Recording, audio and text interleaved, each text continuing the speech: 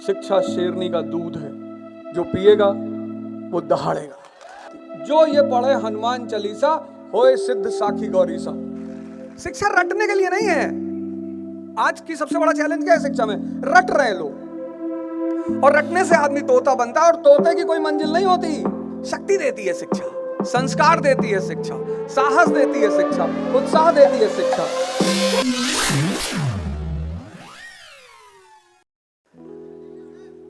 हाँ, बता रहे।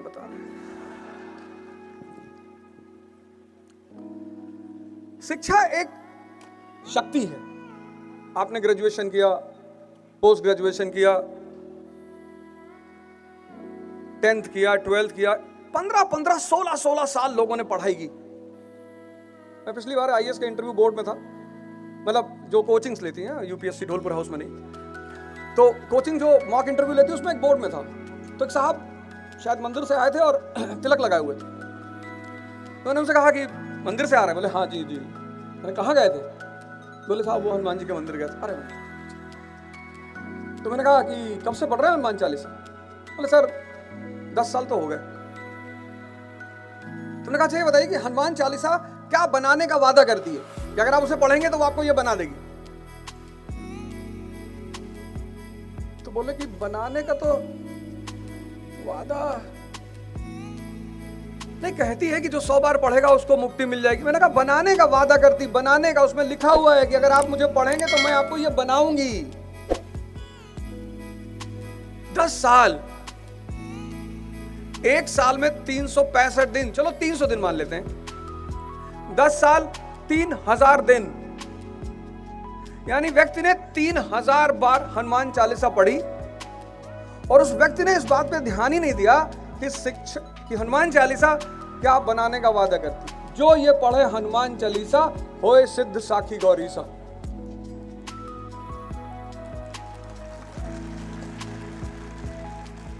शिक्षा रटने के लिए नहीं है।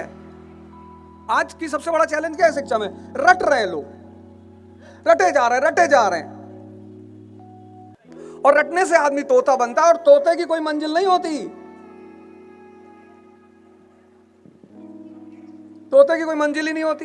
एक मौलाना साहब थे, उनके पास एक तोता था, बड़ा धार्मिक तोता, और कुरान की आयत वगैरह पढ़े और बड़ा संस्कारी, दिन भर बस अल्लाह का नाम ले। तो एक मौलवी साहब उनके आए, मेहमान बने, तो बोले यार तुम्हारा तोता तो बड़ा रिलीजियस है।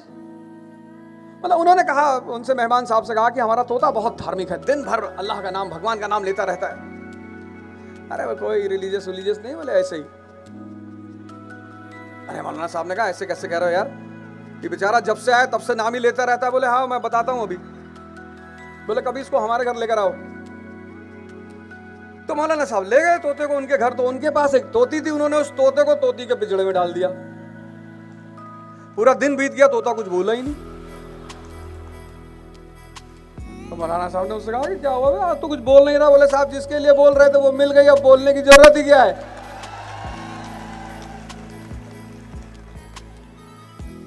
आराम से। तोतों की कोई मंजिल नहीं होती।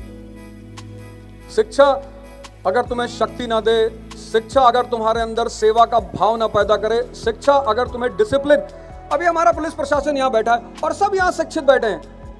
इस पुलिस प्रशासन को तो इस बात का एहसास होना चाहिए कि यहां सारे शिक्षित लड़के बैठे हुए हैं, हमें कुछ करने की जरूरत ही नहीं है। यह है शिक्षा। शक्ति देती है शिक्षा, संस्कार देती है शिक्षा, साहस देती है शिक्षा, उत्साह देती है शिक्षा, विजन देती है शिक्षा, देखने का दायरा। कलाम साहब, एपीजे कलाम, अखबार बांटते बांटते भारत के प्रेसिडेंट हो गए। कितनी बड़ी घटना है। हमारा अखबार वाला जब वो प्रेसिडेंट बने तो मिठाई का डिब्बा लेकर आया। हमने क्या हुआ, बड़े खुश नजर आ रहे हो? कह रहे भैया आज बड़ा खुशी का दिन है। हमने कहा अच्छा, घर में कुछ फंक्शन, लड़का वड़का हुआ? कहा नहीं भैया, कलाम साहब प्रेसिडेंट बन गए। तुमने कहा कलाम साहब प्रेसिडेंट बन गए तो तू क्यों खुशी हो रहा है इतना? कहा भैया पहले वो अखबार बेचते थे। मैंने कहा भाग जाओ यहां से, नहीं तो इतना मारेंगे। अखबार बेचना कोई बुरी बात थोड़ी है। कोई भी काम आदमी को करना चाहिए, कोई भी काम। काम कोई बुरा थोड़ी है, लेकिन काम का करना और उद्देश्य और महत्वाकांक्षा रखना वो दोनों अलग बातें हैं। साइंस पढ़ा आपने, हिस्ट्री वगैरह तो हमारे देश में पढ़ाते ही नहीं, 10th तक पढ़ाते हैं बस, और वो भी 10th तक टीचर बोलता है कि भैया देखो रट लो, इतिहास पढ़ के कोई राजा नहीं बनता, मतलब इतिहास पढ़कर किसी को नौकरी नहीं मिलती। ये एक बहुत अच्छी बात कहते हैं टीचर, क्योंकि इतिहास पढ़ के लोग राजा ही बनते हैं। ह्यूमैनिटीज का जो सब्जेक्ट है वो एनालिसिस का सब्जेक्ट हमारे देश में नहीं पढ़ाते।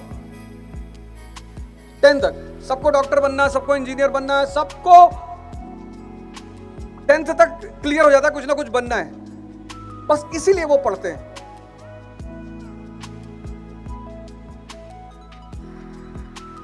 लेकिन मैंने कहा ना कि शिक्षा ना रटने के लिए, ना परसेंटेज के लिए, ना नौकरी के लिए, शिक्षा है दिमाग, ये जो तीसरी आंख है इसको खोलने के लिए।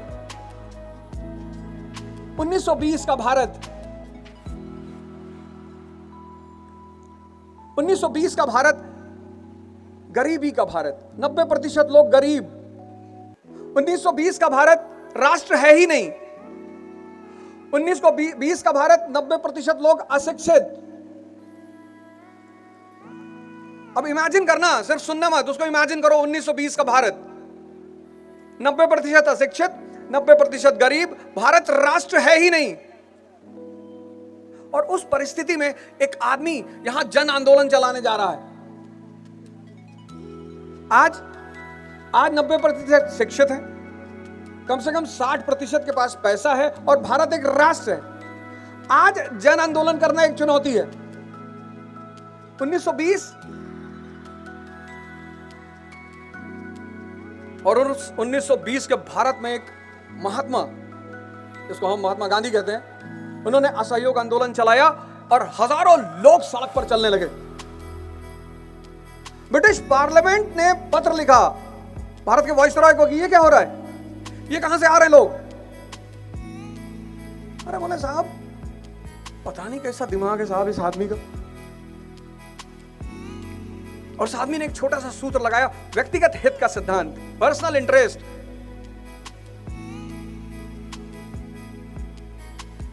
पंजाब का आदमी अपने मुद्दे पे लड़ेगा, अकाली मुद्दा। यूपी का आदमी अपने मुद्दे पे लड़ेगा, एका आंदोलन। असम का आदमी पुलिस सत्याग्रह, सब अपने अपने मुद्दे पे लड़ेंगे, लेकिन मंच कौन सा होगा? राष्ट्रीय। ये समझ है, तभी तो वो गाना बना, दे दी हमें आजादी बिना खड़ग बिना ढाल। क्या बात। और आज जो पढ़ाई का लेवल है, आराम से आराम से आराम से